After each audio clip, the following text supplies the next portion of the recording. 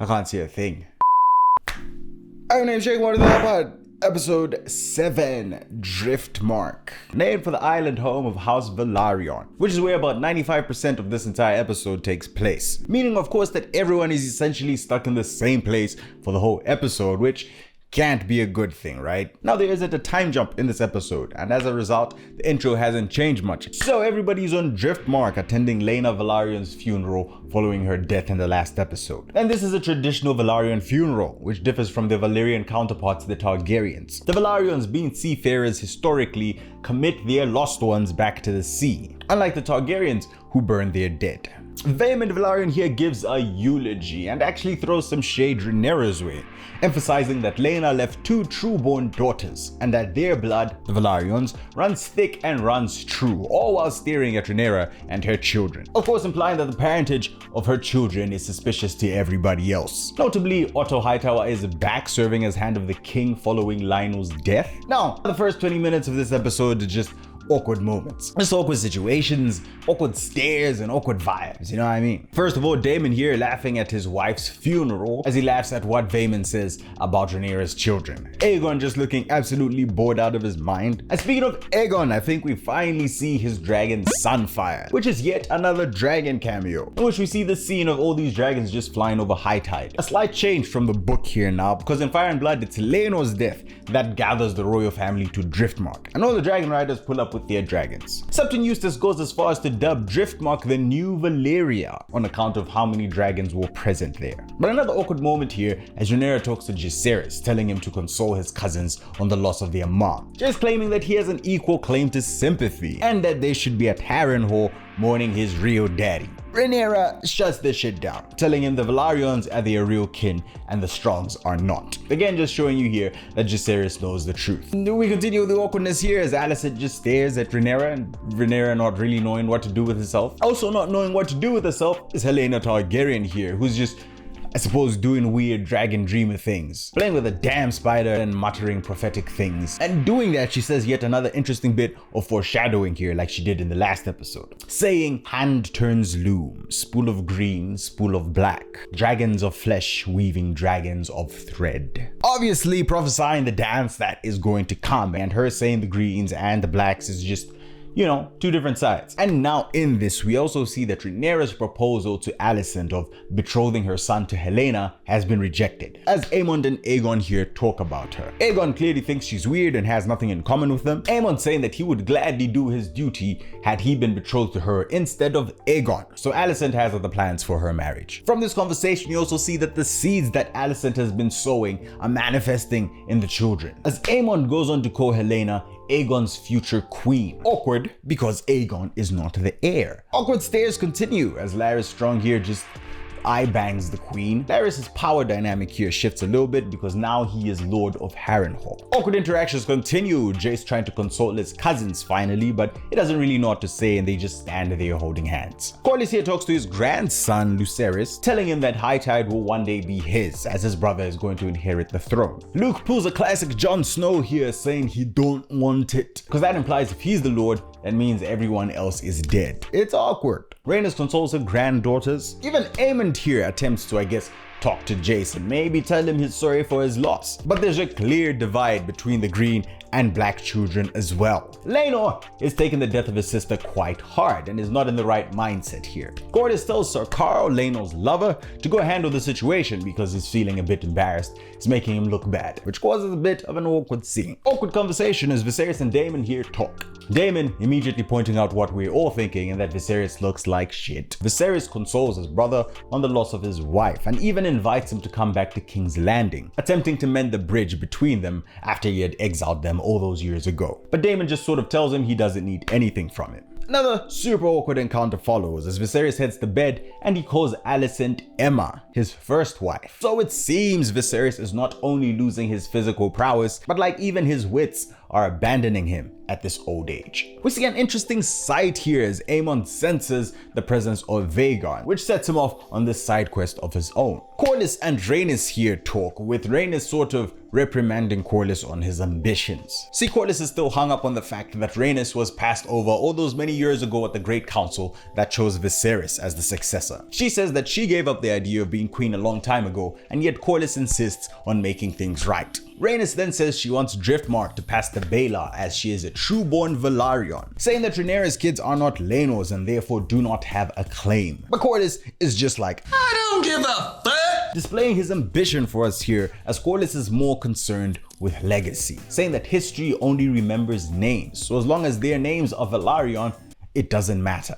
Rhaenyra and Daemon here take a nighttime stroll, and she talks about her predicament with Laenor, about how they tried to conceive but couldn't, admitting to him about her children, though Daemon already knew this because, well, he's got eyes. She talks about how she's not a child now and how they're always meant to kind of be together, and then they bang. Meanwhile, Aemond is off on his side quest looking for Vhagar, and he finds her sleeping on the beach. And this dragon is huge, so major credit to him as he bravely approaches Vhagar and manages to get her to submit. And thus, Aemond Targaryen is now a dragon rider. Upon touching down, Baelor and Rhaena confront him, Jace and Luke with them. Rhaena saying that Vhagar was her mother's dragon and was rightfully hers to claim. Aemond doesn't give a damn though, and a fight breaks out. Clearly doesn't have any reservations about hitting women, and he socks Baelor right in the kisser. Homeboy is just holding it down, dispatching these youth like Plan B, until they all jump him and just pound him. But my boy Aemond is a G. If he was any more G, he would be an H. He gets out of it and is about to bash Luke's head in with a rock, taunting him on his bastard blood and even calling Jace Lord Strong. Jace, mad at this, pulls out a dagger,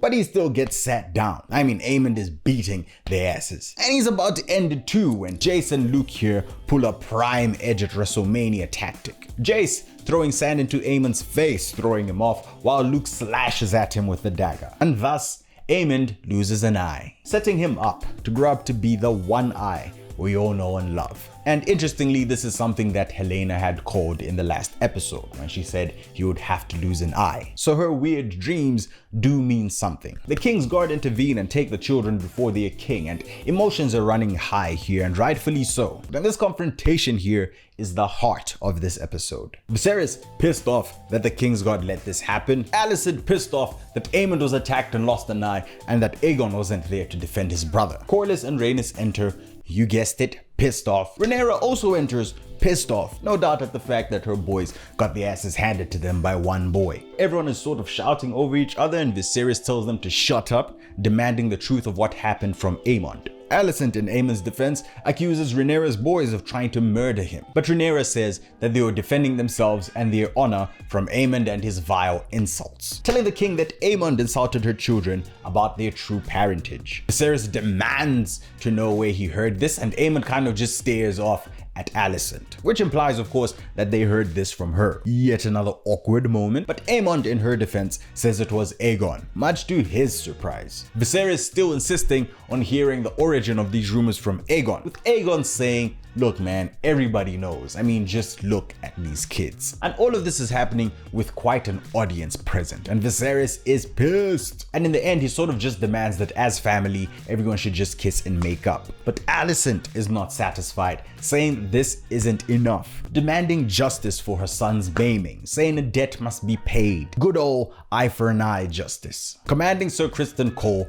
to bring her the eye of Lucerys. And Sir Criston, so loyal as Alicent's sworn protector, is about to do it. And Viserys, in defense of his daughter and heir, proclaims that anybody who spreads this vile rumor will have their tongue removed. And with that, it seems like the matter is done, until Alicent grabs Viserys' dagger in an attempt to get justice for herself. And I'm not sure if she was going for Jace here or going for Rhaenyra, but the two kind of lock horns. Emotions running high here, and Alicent's frustrations. She expresses that she has dutifully served, sacrificing everything, while Rhaenyra just sort of flaunts about doing what she pleases. This buildup of resentment that she's harbored towards Rhaenyra over the years kind of just boiling over with this latest infraction, one that cost her son an eye no less. And Alicent cuts Rhaenyra and draws blood. This shows us how far Alicent is willing to go and just how serious this tension between them is. And I think with this, Rhaenyra and Alicent's relationship is all but ashes. It could only get worse from here. And alas, Aemond here cuts in, telling his mother not to mourn for him, because while he may have lost an eye,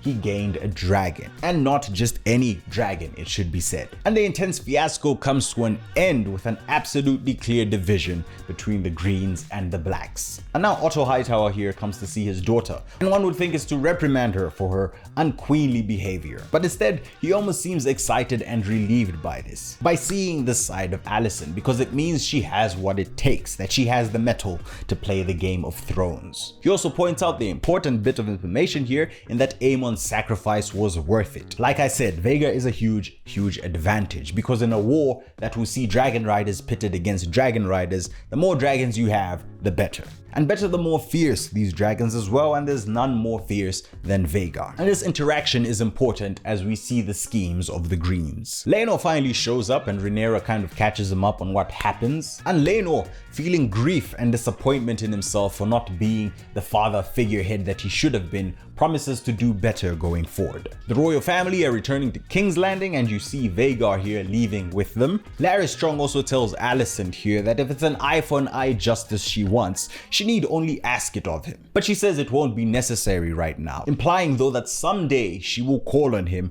for his services and his discretion. On the flip side, the Black Queen doing her own planning here, telling Daemon that she needs him if she's to face the Greens, proposing that the two get married and stand together, that as blood of the dragon, they were always meant to burn together. Daemon points out that the two of them can't marry unless Laenor was dead, and with that, a plan begins to hatch. Daemon arranges a sneaky link with Sir Carl here and suggests he could escape across the narrow sea, a very wealthy man with everything he desires. He need only perform one deed, with witnesses present. Daemon kills a random black guy here. You don't find that suspicious? And Laenor and Carl here have a confrontation that turns into a sword fight, with Sir Carl appearing to win and flee, leaving behind a conveniently burned, unidentifiable body. And I feel so bad for Corlys and Rhaenys here, having lost yet another child in such quick succession. Now all of this is happening intercut with Rhaenyra and Daemon talking about how to rule well, one must be feared as well. And that after their plan takes shape and they get married, that people will surely talk and fear them for wondering what they would be capable of. Because admittedly, it would look like too much of a coincidence after all. The two then get married, notably in a traditional Valyrian wedding ceremony back on Dragonstone. Now, earlier I mentioned the importance of the Greens getting the dragon Vhagar to their side, but let it also be known the importance for Rhaenyra and the Blacks in getting Daemon on their side, who will just prove to be a powerful ally. Daemon is a force to be reckoned with in his own way, and we've seen that with his character and how far he's willing to go. Some of these are things that will work out in Rhaenyra's favor. And now finally, to close off, we see the scope of their true plan, as we see a very much alive Laenor and Sir Carl sailing off into the sunset together, having played off their ruse successfully. This is interesting because Fire and Blood sort of implies that Laenor just dies, killed by Sir Carl still, over an argument. Now when I read it, I was kind of suspicious because it seemed Daemon had something to do with it, and it's very interesting to see that the show is going this direction with it. But this also complicates things a bit and raises questions that I need answers to. For example, in the books, following Laenor's death, someone later goes on to claim his dragon Sea Smoke. So what does this mean for the show and the dragon-dragon rider relationship in the TV show? Will we see a dragon-dragon rider bond broken despite that dragon's rider still being alive? I guess we have to wait and see. And yeah, that's a wrap. Lots of awkward moments in this episode and also lots of important gains for the sides. A good episode and really crucial moments. So let's rate this bad boy a 9.5. It's kind of expected at this point that we're not going below a 9. Just because it was a pleasure to see those years of tension finally boiling over in this episode. And the acting in that scene was amazing, by the way. Olivia Cookin as Alicent is brilliant. So yeah, I'll be back for the next episode, I suppose. Until then, Vala Morgulis.